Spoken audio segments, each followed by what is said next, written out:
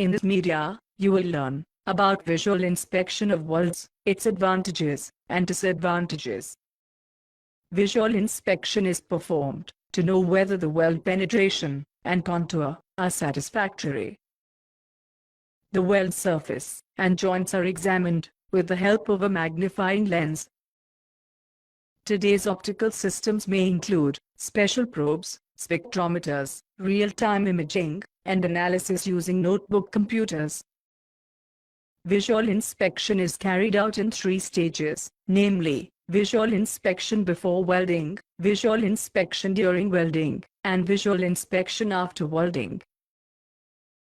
In visual inspection before welding, the following factors should be ensured. Weldable quality of the material to be welded. Properly prepared edges of the workpieces for welding. Proper cleaning of the base metal. Setting of proper root gap.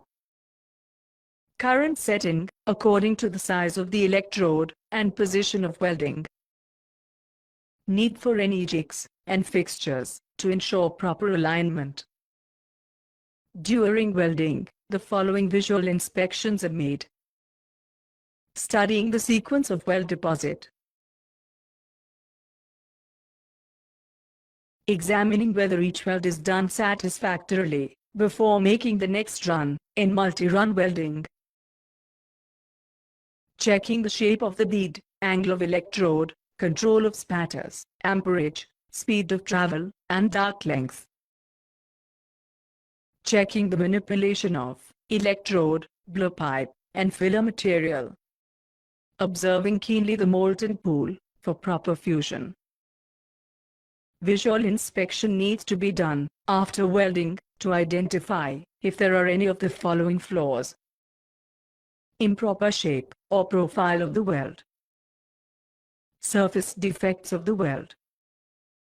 Undercuts and overlaps. Excessive convexity of contour. Improper run